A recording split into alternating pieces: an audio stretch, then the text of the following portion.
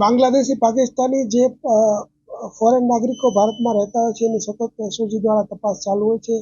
એ તપાસ જે અમારી ડ્રાઈવ ચાલુ હતી એ દરમિયાન જ લાલગેટ પોલીસ સ્ટેશન વિસ્તારમાં એક તમીમ યુસુફ સરદાર જે ફુલવડી ભરીમાતા રોડ પરથી મળી આવ્યું છે એની પાસે તપાસ કરતા એની પાસે બાંગ્લાદેશી પુરાવો પણ મળ્યા અને ભારતનું આધાર કાર્ડ, ચૂંટણી કાર્ડ તથા એનું પાન કાર્ડ પણ મળી આવ્યું છે.